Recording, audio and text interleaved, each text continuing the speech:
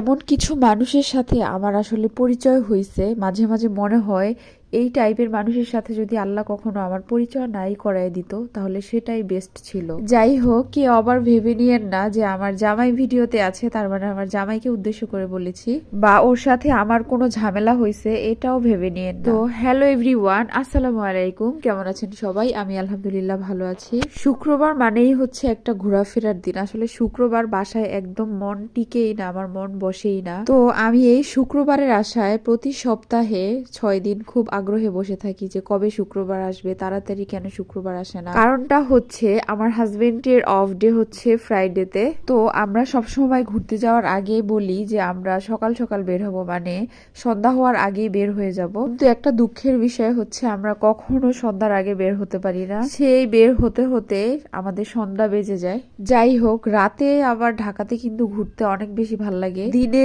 ঢাকার চেয়ে রাতে ঢাকাই বেশি সুন্দর লাগে আমার কাছে। তারপর আমরা বের হয়ে ধানমন্ডির উদ্দেশ্যে রওনা করি। বাইকে যাওয়ার সময় আমার হঠাৎ চোখে পড়ে এই ভুট্টা।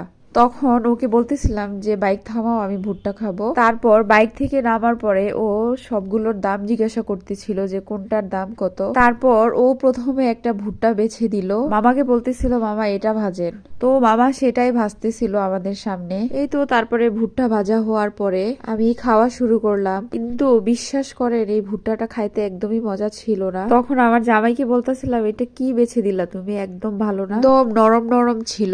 তারপর আবার শক্ত দেখে একটা মামা বেছে দিল, এটা অবশ্য ভালো ছিল। তারপরে সেটা ভাজতে ছিল, তো আমি আবার এগুলোকে ভিডিও করছিলাম। তারপর আমার জামাই বলল এদিকে আসো, এই সাইড থেকে ভিডিও করো। তো শীতকাল, আবার আগুনের তাপ অনেক ভালো লাগে। তো এর মধ্যে আমি আবার ওকে চেতাইতেছিলাম যে তুমি এটা কি পছন্দ করলা, তোমার পছন্দ ভালো না, দেখো কি ফালতু একটা ভুট্টা তুমি বেছে দিলা। তো এর মধ্যে আমাদের ভুট্টাটাও ভাজা কমপ্লিট হয়ে গেল।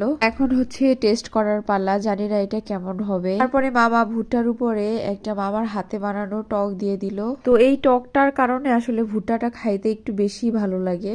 তো আমি ভিডিও করতেছিলাম, এর মধ্যে আমার জামাই আমার হাতের থেকে টান দিয়ে নিয়ে গেছে, বলে দাও দাও তোমার খাওয়া লাগবে না, দাও দাও আমি খাই আমি খাই। তারপর দেখেন ও নিয়ে এটা ওই একা খাইতেছিল, আমাকে একবারও বলতেছিল না যে খাও একটু। তারপর আমাকে লোভ লাগানোর জন্য বলতেছে দেখো এটার মধ্যে কি একটা সুন্দর সস দিছে, কি মজা, ইয়াম্মি।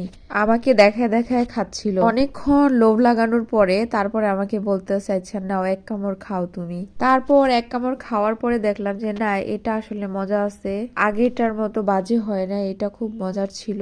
এক কামড় খাওয়ার পরে খুবই ভালো লাগলো। তারপর ওকে আমি বারবার বলতেছিলাম যে দাও আমাকে দাও আমাকে দাও, তুমি তো খাইছো অনেক, আমাকে দাও। আমাকে বলতে